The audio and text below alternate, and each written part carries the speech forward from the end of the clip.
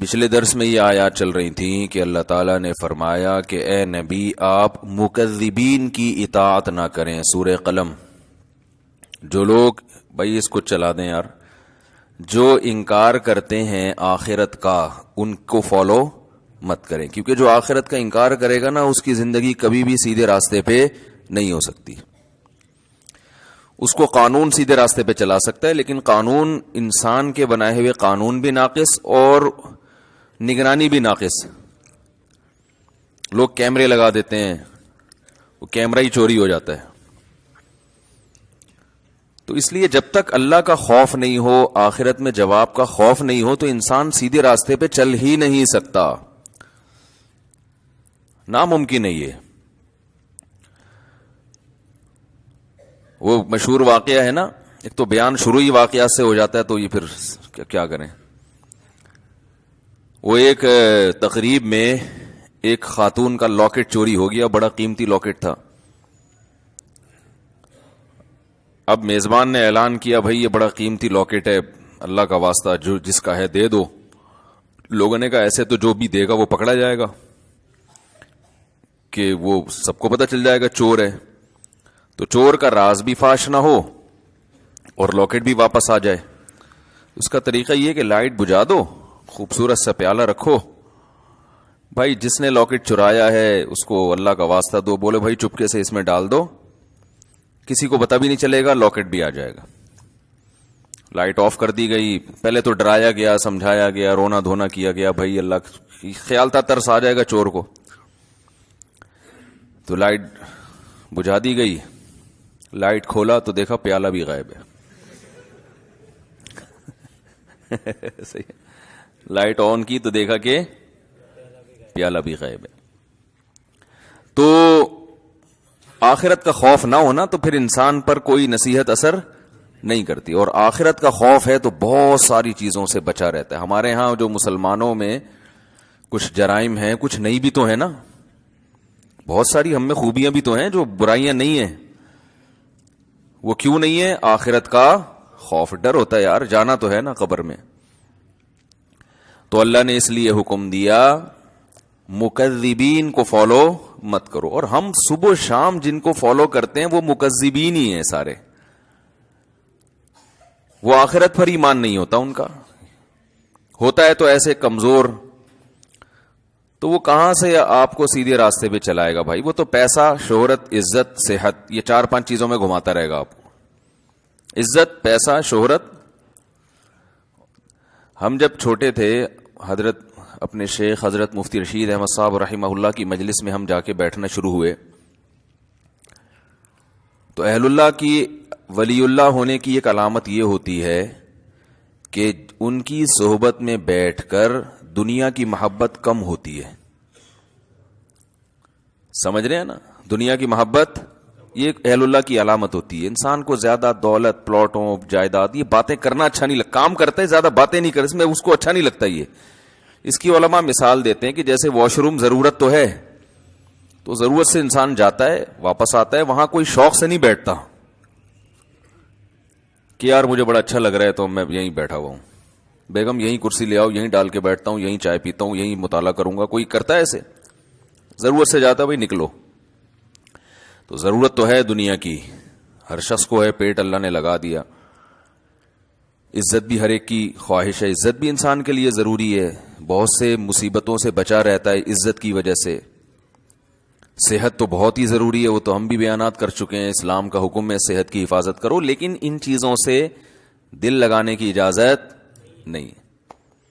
دل بڑی قیمتی چیز ہے، یہ بہت سوچ سمجھ کے لگایا جائے گا. دیکھو دل ایسے کو دیا جاتا ہے جو دل کو پریشان نہ کرے. کیا خیال ہے؟ بات سے بات نکلتی ہے، موضوع چینج ہو جاتا ہے. سورہ قلم لے کے چل رہے ہیں، لیکن چلو یہ بات بھی تھوڑی سی کمپلیٹ کر دوں.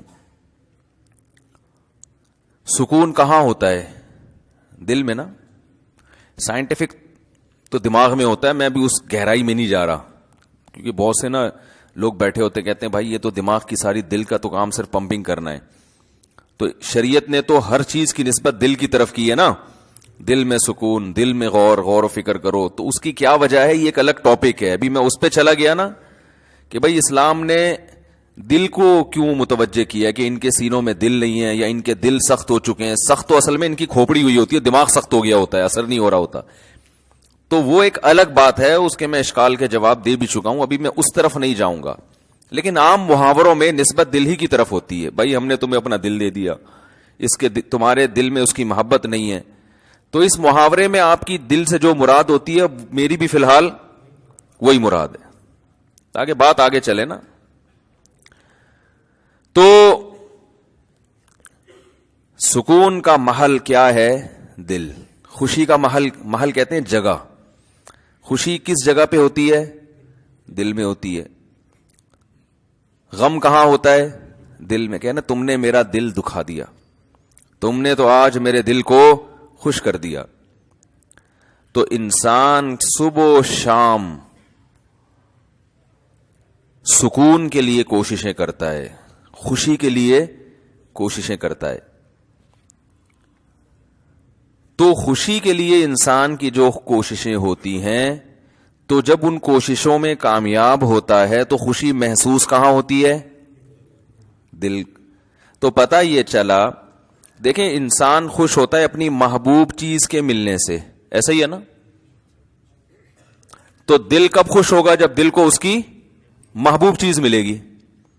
دل چاہ رہا ہے یہ کھا لو، کھاؤ گے تو خوش ہو جاؤ گے. دل چاہ رہا ہے یہ کر لو، وہ کام کر لیا تو خوش ہو جاؤ گے. دل چاہ رہا ہے کہ یہ چیز مل جائے، گاڑی مل جائے، مل جاتی ہے تو دل کیا ہوتا ہے؟ خوش ہوتا ہے. تو سارا جو مسئلہ ہے نا وہ ہے دل کا. تو یاد رکھیں کہ دل کو خوش کرنے کے لیے یہ ضروری ہے کہ اس کو اس کی محبوب چیز ملے. تو جن چیزوں سے دل کو پہلے سے محبت ہے نا وہ انسان کو ملتی نہیں ہے. ٹینشن والا مسئلہ یہ ہے.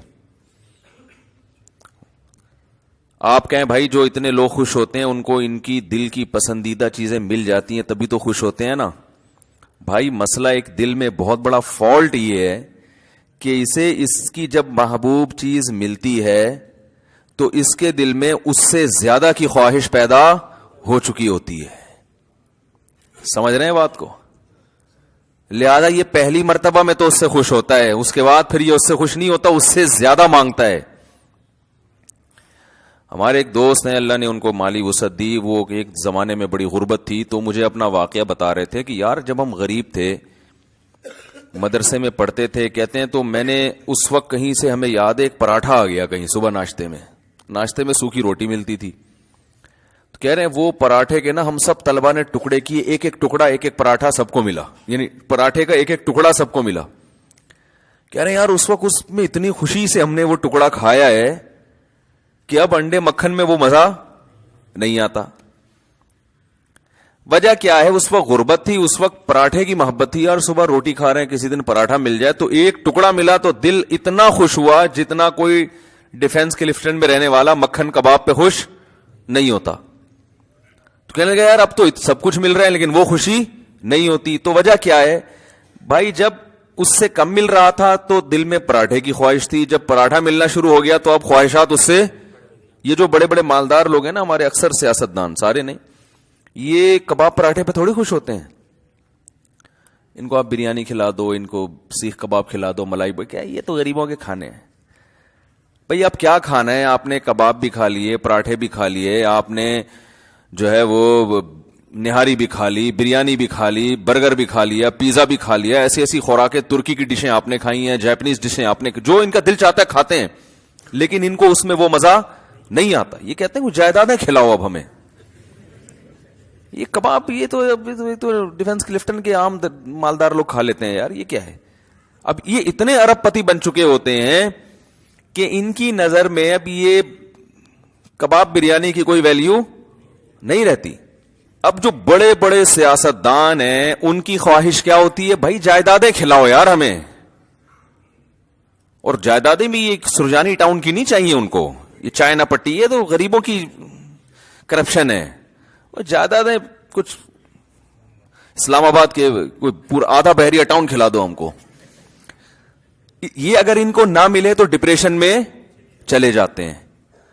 عجیب مصیبت ہے. انسان ہمیشہ سے یہ حقیقت جانتا ہے کہ دل کی جب ایک خواہش پوری ہوتی ہے تو وہ اس سے بڑے کی خواہش اس میں پیدا ہوتی ہے. تو یہ عجیب بات ہے کہ یہ تو کبھی خوش ہو ہی نہیں سکتا. یہ ایک ایسی حقیقت ہے جس کو ساری دنیا کے سارے ماہرین مانتے ہیں, لیکن پھر بھی وہ دنیا سے محبت کرتے ہیں.